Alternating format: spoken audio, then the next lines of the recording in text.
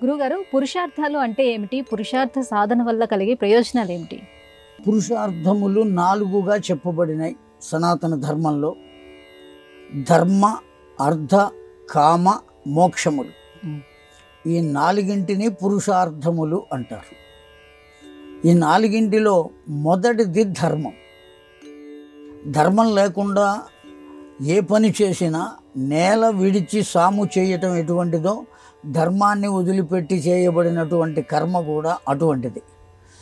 నేలను వదిలిపెట్టి సాము చేయటం అంటే ఎక్కడి నుంచి సాము చేస్తాడు?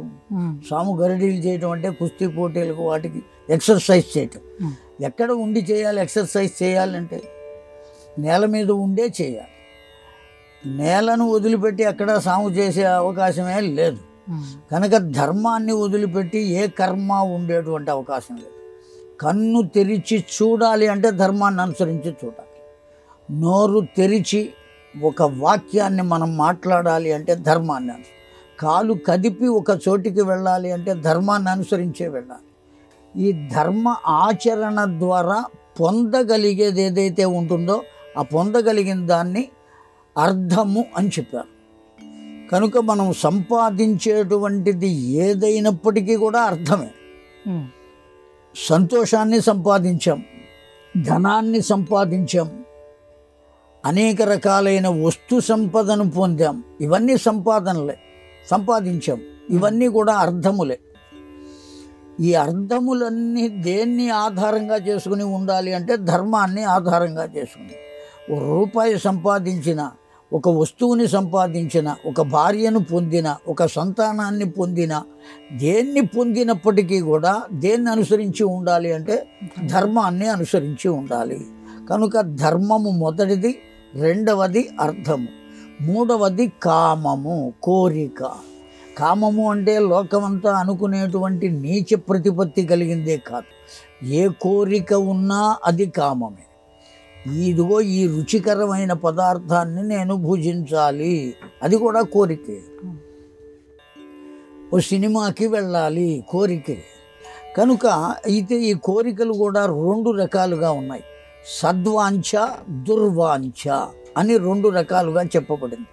సద్వాంఛ అంటే ఓ దేవాలయానికి వెళదాం, ఓ పురాణం విందాం, ఓ క్రతువు చేద్దాం, ఓ యజ్ఞయాగాది క్రతువులు చేద్దాం, లేదు ఒక దానం చేద్దాం, ఒక మనిషి నడవలేని వాడిని మనం చేయి పట్టుకుని తీసుకువెళదాం, సహకరిద్దాం. ఇవన్నీ కూడా సద్వాంఛలు, మంచి కోరికలు. దుర్వాంఛలు, వాణ్ణి నరుకుదాం, వీడిని చంపుదాం, ఇది మొత్తం కబ్జా చేద్దాం, ఈ విధమైన ఆలోచనలన్నీ దుర్వాంఛలు. ఏ వాంఛ అయినప్పటికీ కూడా అది ధర్మాన్ని అనుసరించి ఉండాలి. ఎప్పుడైతే ధర్మాన్ని అనుసరించి ఉంటామో సద్వాంఛ కలుగుతుంది, కానీ దుర్వాంఛ కలిగే అవకాశమే ఉండదు. అప్పుడు మానవ జీవితం సక్రమంగా నడుస్తుంది. అందువల్ల మనకు కలిగేటువంటి వాంఛ, కోరిక ఏదైతే ఉన్నదో దాన్నే కామము అంటాం. ఆ కామము కూడా దేన్ని అనుసరించి ఉండాలి అంటే కేవలం ధర్మాన్ని అనుసరించి ఉండాలి. అర్థము ధర్మాన్ని అనుసరించి ఉండాలి, కామము ధర్మాన్ని అనుసరించి ఉండాలి. ఈ 3 ఎప్పుడైతే ప్రవర్తింపబడతాయో 4వ పురుషార్థమైన మోక్షం కోసం మనం ఏదో సాధన చేయవలసిన పని లేదు.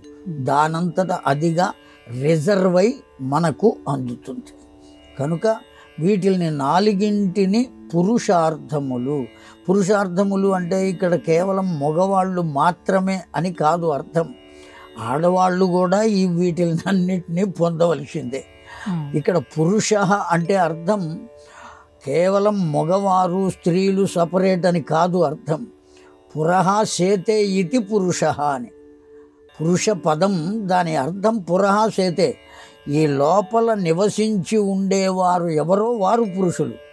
ఎవరు నివసించి ఉన్నారు అంటే ఆత్మ నివసించి ఉన్నది.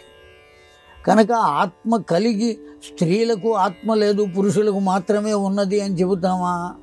చెప్పలేము. కనుక స్త్రీలకు కూడా ఆత్మ ఉన్నది. కనుక ఈ ధర్మ అర్థ కామములను ఈ అర్ధకామాలు 2టిని కూడా ధర్మాన్ని అనుసరించి నడుచుకోవలసిన బాధ్యత పురుషులకు ఉన్నది, స్త్రీలకు ఉన్నది. కనుక ఈ 4ంటిని ప్రతి జీవుడు ఆచరించి తీరవలసిందే. కనుక వీటికి పురుషార్థములు సాధించవలసినవి అనే అర్థంలో పురుషార్థములు అని చెప్పారు. చతుర్విధ పురుషార్థములు అని ఎందుకన్నారంటే 4 ఉన్నాయి కనుక.